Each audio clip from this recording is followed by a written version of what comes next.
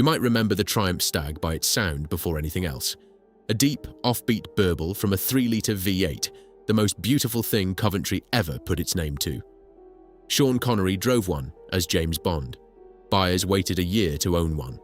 It was the car that said you'd arrived. Behind it stood a mark that had survived almost everything. Founded in 1885, bombed flat in the Coventry Blitz, dragged back from bankruptcy, folded into the largest car company Britain ever built, nearly 100 years of making. And then, within a few short years, the beautiful car became a national joke, and the Triumph name vanished from the road altogether. How does the finest car a company ever made become the thing that helped bury it? What went wrong under that elegant bonnet? Chapter 1. Bicycles to British Leyland. The story begins, as so many great Coventry stories do, with a man who wasn't from Coventry at all. Siegfried Bettmann came to England from Nuremberg in the 1880s, a young German with a good head for trade and no fortune to speak of. In 1885, he set up in business importing bicycles, and 2 years later, joined by his engineer countryman Moritz Schulter, he gave the enterprise a name he thought would translate in any language on earth: Triumph. He chose it precisely because a customer in any country would understand it. It was, from the very first day, a name built for export. That instinct, that a Coventry firm should reach beyond Coventry, beyond Britain, out into the wider world, never left the mark. It would one day be the making of the Stag. It would one day be its undoing. But that was the better part of a century away. For now, Triumph grew. Bicycles became motorcycles. Motorcycles became cars. The name became one of the proud fixtures of a city that made things, a city of spires and machine tools and the smell of hot metal, where a good wage and a skilled trade were things a man could build a life on. Then came the war and the bombs. In November 1940, the Coventry Blitz gutted Triumph's city centre works, and the company that emerged from the rubble was a shadow of itself. In 1945, it was bought by the Standard Motor Company, whose vast plant at Canley, on the western edge of the city, had been turning out cars since 1916. Standard Triumph, they called the new concern. 2 names, 1 gate, and it might have gone on quietly enough had Standard Triumph not been bleeding money by the end of the 1950s. It was near bankruptcy when, between 1960 and 61, a Lancashire builder of trucks and buses paid £20 million to swallow it whole. Leyland Motors had never made a car in its life. Its chairman, Sir Henry Spurrier, said afterwards that the takeover had almost certainly saved Standard Triumph from going under. His deputy, a rising man named Donald Stokes, called the experience of learning to make cars, simply, traumatic. Here is where the seed of the whole tragedy is planted, and it is worth watching the pieces move quietly into place, because none of the men moving them could see what they were building. In 1967, Leyland bought Rover, and Rover brought 2 things into the family at once. It brought Triumph's oldest and most bitter rival. The 2 marques had spent decades trying to outsell one another, and the men who ran them did not care for one another. And it brought Rover's crown jewel, a light, compact, sweet-running aluminium V8 engine, the rights to which Rover had bought from Buick in America. A proven engine, a superb engine, an engine now sitting inside the same corporate walls as Triumph. Then, in 1968, the whole unwieldy edifice was merged again into the British Leyland Motor Corporation, under Donald, now Lord, Stokes. It was a sprawling empire of overlapping marques and rival factories, of men who had spent their entire careers competing, now ordered to cooperate. Austin against Morris, Rover against Triumph. The same cars more or less, wearing different badges, fighting one another for the same customers. And running Triumph's engineering through all of this was a quiet, formidable man named Harry Webster, engineering director since 1957. Webster understood something about Triumph's place in the world that his masters at British Leyland never quite grasped. Triumph was too small to fight the giants head-on. It had to find, in his own words, a niche or a market gap to fill.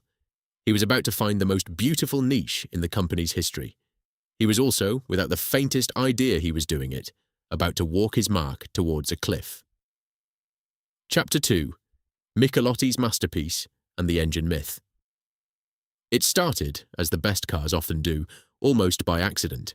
In 1964, an Italian stylist named Giovanni Michelotti asked Harry Webster for a used Triumph 2000 saloon.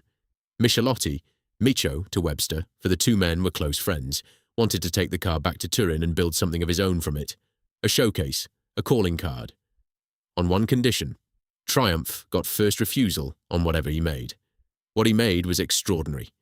He shortened the floor pan, cut the roof away, and turned a sensible four-door saloon into a low, muscular convertible of such obvious rightness that the car never even reached the Turin Motor Show.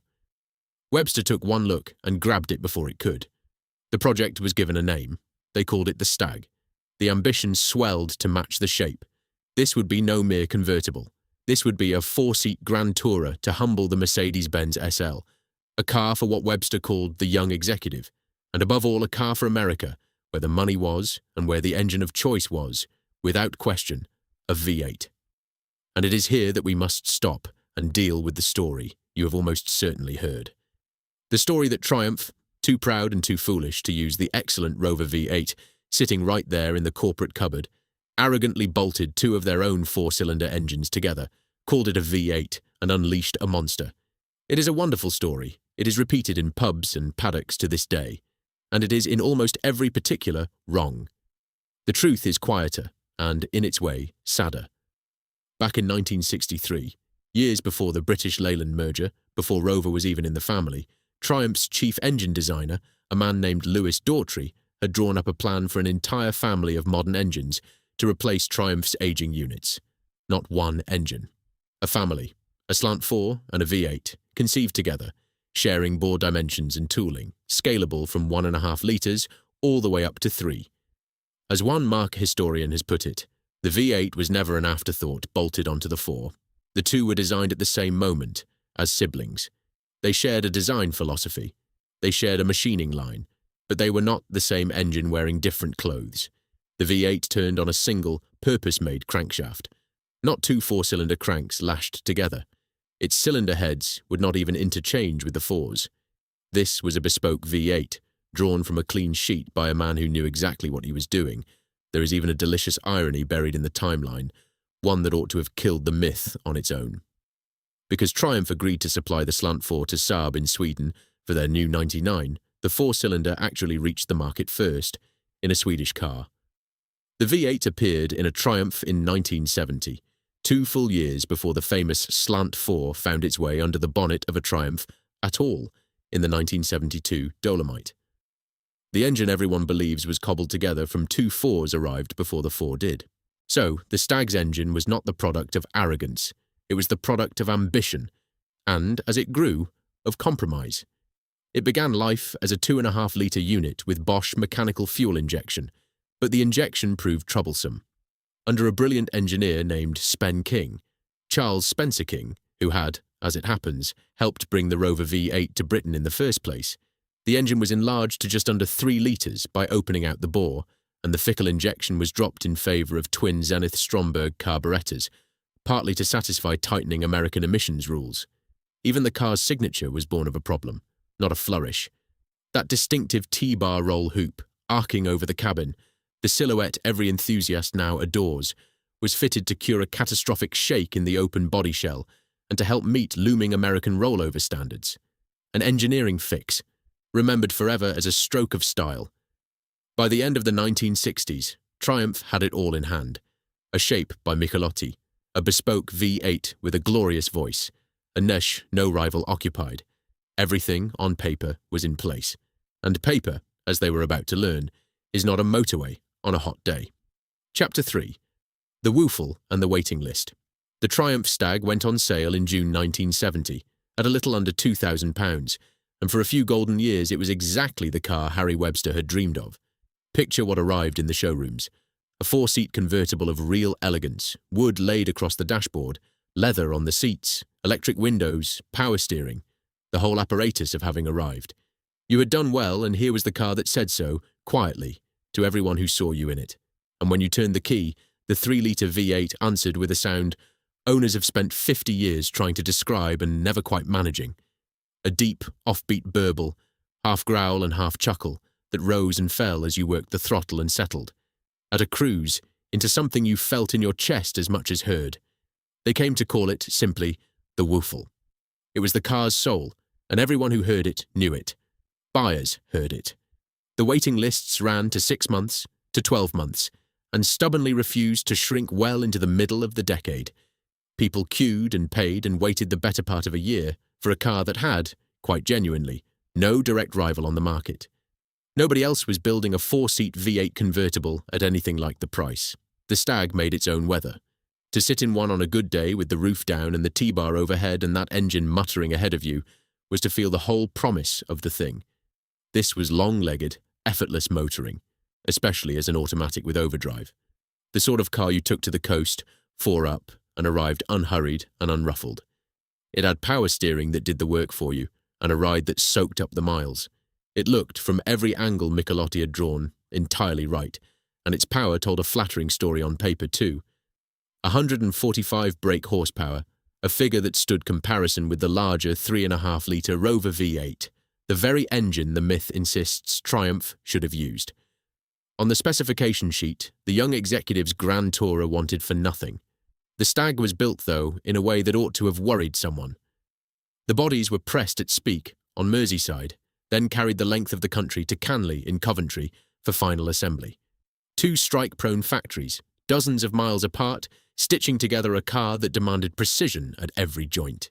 It was a way of building that invited trouble through the door and offered it a seat. But in those first seasons, none of that showed. What showed was the shape, and the sound, and the waiting list. What showed was a Coventry mark, at long last, building something the whole world wanted, exactly as Siegfried Bettmann had always meant it to. For a little while, in the early 1970s, the Stag was everything Triumph had ever wanted to be. Chapter 4. The car that meant you'd arrived. For those few years, the Stag was more than a car. It was a signal. To pull up outside a house in the early 70s, was to announce something without saying a word. You had got somewhere. This was aspirational motoring in the most literal sense, the car you aspired to, the reward at the end of the climb. The wood and the leather and the 4 proper seats said you were doing well enough to bring the family along. The V8 and the drop-top said you hadn't gone dull about it.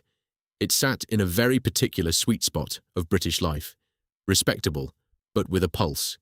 Television understood it at once. The Stag turned up on screen as the natural car of a certain kind of man, most memorably as the wheels of the private detective in the series Hazel, where its slightly raffish glamour did exactly the job the producers wanted. It looked good going round corners. It looked good parked. It photographed, as Michelotti had known it would, from every angle. And it travelled, which was the whole point. This was the export dream made metal, the Coventry convertible on continental roads, the British Grand Tourer sold into Europe and Africa and Australia, and, above all, aimed squarely at America. When Sean Connery had driven one across the screen, it wasn't a fluke of casting so much as a confirmation of what the car already was, the most desirable thing with a Triumph badge on it in living memory. For a company whose founder had chosen its name so the whole world could say it, the Stag was, briefly, the world saying it back. That is what makes everything that follows so hard to watch, because this was not a bad car that nobody wanted. This was a wonderful car that everybody wanted, and it was already, quietly, destroying itself in the driveways of the very people who had waited a year to own one. Chapter 5. The Summit and the Shadow. Every story like this has a summit, a single high point from which, if only you could see it, the whole of the descent is visible. For the Stag, that summit came in 1971, and it came in saffron yellow. That year, a Stag plucked straight from the British Leyland press fleet, saffron yellow paint, saddle tan interior, was handed to Sean Connery for Diamonds Are Forever, and driven by Bond himself from Dover to the continent. Think of what that meant to the men at Triumph. Their car, their bespoke V8, their Coventry convertible, chosen to share the screen with the most famous secret agent alive.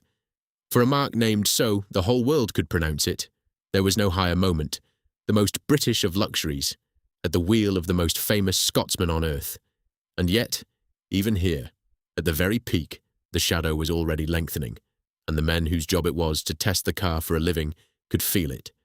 The great William Body of motorsport was polite but unconvinced. He timed the Stag from 0 to 60 in 10.7 seconds, and through the standing quarter mile in just under 18, and judged that this placed it in the fast tourer rather than the outright GT category.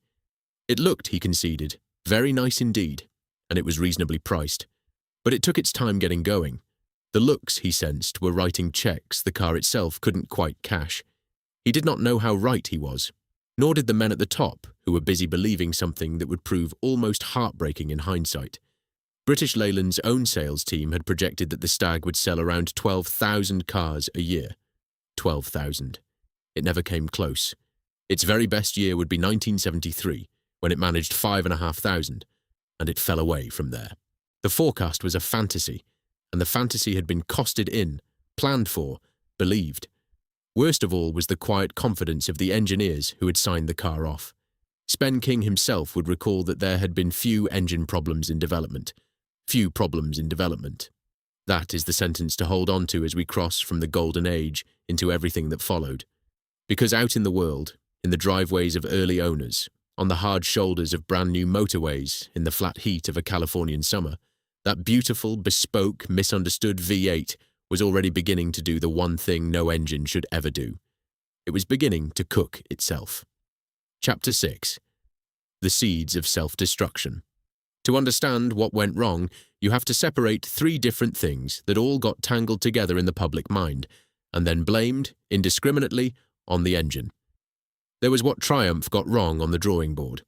There was what British Leyland got wrong on the factory floor. And there was what owners and dealers got wrong in the workshop. All three fed the same fire. But they were not the same failure, and the difference matters, because the myth of the melting engine has always laid the whole disaster at the feet of the first, when the truth is spread across all three. Start with the genuine design faults, because there were some, and they were real. The engine was driven by a single, long timing chain, and that chain could stretch. Left unchecked, it needed replacing at around 25,000 miles, and this was an interference engine, which meant that if the chain failed, it failed catastrophically, the pistons and valves colliding inside a ruined block. Worse, the water pump had been mounted high, up in the V of the engine, a layout inherited from the Saab installation, and carried over because the 4 and the V8 shared a machining line. It meant that even a small loss of coolant could stop the water circulating altogether. And the sensor that measured engine temperature sat in just one cylinder head, so a head could be quietly warping, degree by degree, while the gauge on the dashboard read perfectly, reassuringly normal. The driver's first warning that anything was wrong was often the smell of it, or the stopping of it. Those were Triumph's errors. Compromises baked in early, some to save tooling, some simply missed. But then the car reached the factory, and British Leyland did to it what British Leyland, by the early 1970s, did to almost everything it touched. Casting sand was left in the cooling passages, clogging them before the car had turned a wheel. Water pump gears, poorly hardened, sheared. Cylinder heads went out inadequately machined. Somewhere along the line, to shave a few pence a car, a cheaper head gasket supplier was chosen. The engine that Daughtry and King had designed was not, in the end, the engine that left Canley.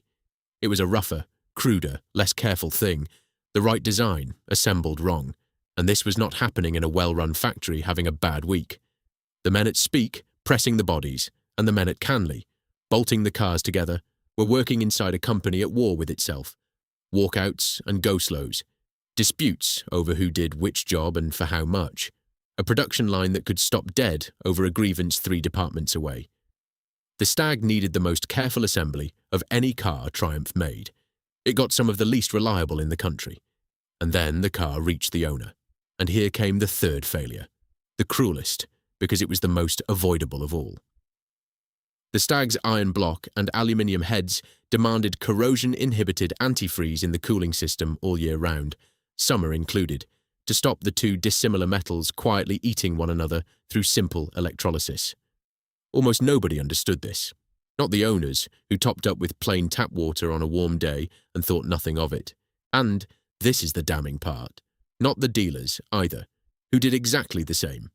The result was corrosion, sludge silting up the waterways, radiators clogging, and heads warping in the heat.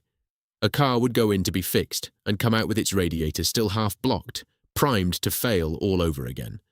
Owners came to believe the engine was simply doomed. In truth, half the time it had never been properly repaired at all. Put the three together and you have your melting engine. Not one flaw, A conspiracy of them. And in America, the very market the whole car had been built for, it was worse still. To meet United States emissions rules, the compression and the timing had been altered in ways that made the engine run hotter than it did at home. So the Stags that overheated worst of all were the ones sold into the Californian sun, where the company had staked everything. There was, by now, no cavalry coming, because British Leyland itself was dying. By the end of 1974, the corporation was all but bankrupt, kept alive only by the government. In March 1975, Sir Don Ryder handed his report on the company's future to the Minister Tony Benn, a document that ran to the grand title of British Leyland. The next decade, as though there was any confidence there would be one. That June, the state effectively took the company over, a cash injection of £246 million in exchange for 95% of the business. That same year, British Leyland lost more than a tenth of its entire production to strikes. There was no money to fix the Stag. There was barely money to keep the lights burning at Canley, and so the car went on sale and stayed on sale, essentially unchanged, for 7 years. Its faults known to the very men who built it, and never mended. Chapter 7. 3 Fatal Decisions. If you want to understand how a beautiful car destroys itself, you have to look at 3 decisions, not accidents. Decisions made by real men, in real rooms, for reasons that seemed entirely sound at the time. Each one narrowed the road a little further until there was nowhere left to go. The first was the decision to build a bespoke Triumph V8 at all, when the Rover V8 was sitting right there in the family. This is the decision the myth gets most wrong, so it is worth taking slowly. It was not arrogance. By the time Rover and its aluminium engine came into the group in 1967, Triumph's own V8 was already years advanced and hugely expensive to develop.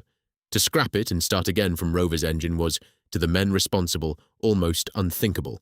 A fortune already spent, thrown away. There was the old Rover Triumph rivalry too, the pride of 2 engineering teams who had spent careers trying to beat one another. But the real reasons were more practical than any of that, and Spenking said so plainly, years later. As he remembered it, there simply wasn't the spare production capacity to build enough Rover V8s to drop into Stags on top of everything else that engine was already going into. The Rover line was full, and then there was the claim that has passed into legend, that the Rover engine wouldn't physically fit. King admitted, near the end of his life, that he had been told it couldn't be made to fit, that they'd tried and failed, and that he had believed them. "I probably shouldn't have believed it," he said. He shouldn't have. The Rover V8 fits the Stag. Hundreds of owners have proved it since, dropping that light, cool-running aluminium engine into the very car it was supposedly too large for, and driving away untroubled. The engine that could have saved the Stag, lighter, cooler, all but bulletproof, was set aside on the strength of a belief that simply wasn't true, and a capacity problem that was real but never insurmountable. Even at the time, journalists watching 2 V8s develop side by side inside one broke company called the whole arrangement a nonsense. And so the Stag was tied, for life, to an engine that was still, in truth, half finished. The second decision was to launch the car anyway, and then to keep selling it, faults and all. By 1970, the pressure to get the Stag to market was immense. The launch had already slipped more than once, and British Leyland, watching the money go out and nothing come back, could not stomach another delay. So it went on sale with its marginal cooling system, its fragile timing chain, and its dispersed strike-bound production, still unresolved. And Spenking made one further call that sealed it. He made the 3-litre V8 the only engine you could have, dropping the straight 6 that could have been offered alongside it. He felt the 6 lacked the power the car needed. Marker historians have wondered ever since whether a 6-cylinder Stag, less glamorous, certainly, but far less troublesome, might have quietly outlived its glamorous sibling by years. Instead, the men who could least afford it became the company's test engineers. Early owners discovered the car's flaws on their own driveways, one boiled radiator at a time, while the warranty claims stacked up in the dealerships. And Michael Cook, who ran Triumph's marketing operation in America and watched the whole thing unfold from the closest possible range, remembered it afterwards with a terrible, precise clarity. Poorly assembled Stags, he said, overheated, warped their cylinder heads, and leaked coolant. and the very first item on the dealer's pre-delivery checklist, before the customer ever laid eyes on the car, before it ever left the forecourt, was to pour a can of radiator sealant straight into the cooling system, just in case. They knew, and they shipped it anyway. Sit with what that meant on the ground, in America, where it mattered most. A salesman who believed in the car, standing in a Californian showroom, knowing that the beautiful thing on his forecourt might not survive the drive home in July, and pouring in the sealant and smiling, and selling it. That was the position British Leyland had put its own people in. The third decision was the one that killed the car's whole reason to exist. In July 1973, after just 17 months on sale, British Leyland pulled the Stag out of the United States altogether. No more than 2,871 American specification cars had ever been sold there. The reputation for overheating had turned toxic. Word had got round, in the way bad word always does. The oil crisis arrived that autumn to sour the market for thirsty V8s, and tougher American emissions and safety rules loomed on the horizon. And so, the market the entire car had been conceived for, the young American executive, the rival to the Mercedes SL, the whole commercial reason the Stag existed at all, simply evaporated. 17 months. That was all the time the dream got in the country it was built for. After that, the Stag was an orphan. It limped on for the home market and a handful of others until 1977, but its purpose had already died in the summer of '73. Enthusiasts, and even some of British Leyland's own people, argued to the end that a Rover-engined Stag, or a properly funded programme of fixes, could still have turned it around. By then, there was no one left with the money or the will or the time to try. 3 decisions. Build the wrong engine. Launch it broken. Then abandon the one market that might have justified all of it. None of them was mad. Not one man in any of those rooms set out to ruin the car. Each decision, taken alone, could be defended. And each of them, in hindsight, was one more step towards the edge. Chapter 8. The Triumph, Snag, and the Death of a Mark. The nickname did the rest. Somewhere in the middle of the 1970s, the country stopped calling it the Stag. It became the Triumph Snag, a punchline, a shorthand for everything that had gone wrong with the British motor industry, the beautiful idea, ruined by the shoddy execution. Sales fell the way water falls, 5,500 in 1973, under 3,500 the year after, fewer again the year after that. In its final year, only around 1,800 cars found buyers. Production ended in June 1977.